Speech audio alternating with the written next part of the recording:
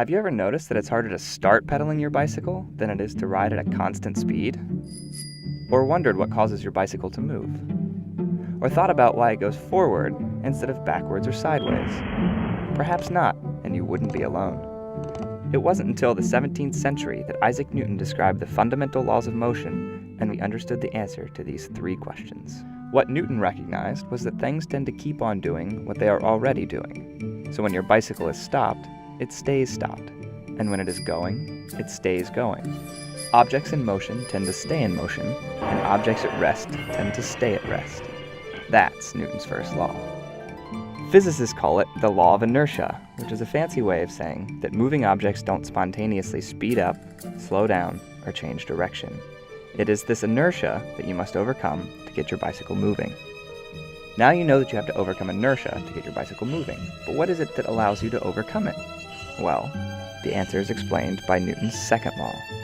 In mathematical terms, Newton's second law says that force is the product of mass times acceleration. To cause an object to accelerate or speed up, a force must be applied. The more force you apply, the quicker you accelerate. And the more mass your bicycle has, and the more mass you have too, the more force you have to use to accelerate at the same rate. This is why it would be really difficult to pedal a 10,000-pound bicycle. And it is this force, which is applied by your legs pushing down on the pedals, that allows you to overcome Newton's law of inertia. The harder you push down on the pedals, the bigger the force, and the quicker you accelerate. Now on to the final question. When you do get your bike moving, why does it go forward? According to Newton's third law, for every action there is an equal and opposite reaction. To understand this, think about what happens when you drop a bouncy ball.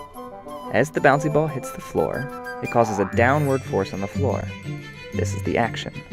The floor reacts by pushing on the ball with the same force, but in the opposite direction, upward, causing it to bounce back up to you. Together, the floor and the ball form what's called the action-reaction pair. When it comes to your bicycle, it is a little more complicated. As your bicycle wheels spin clockwise, the parts of each tire touching the ground push backwards against the earth. The actions. The ground pushes forward with the same force against each of your tires. The reactions. Since you have 2 bicycle tires, each one forms an action-reaction pair with the ground.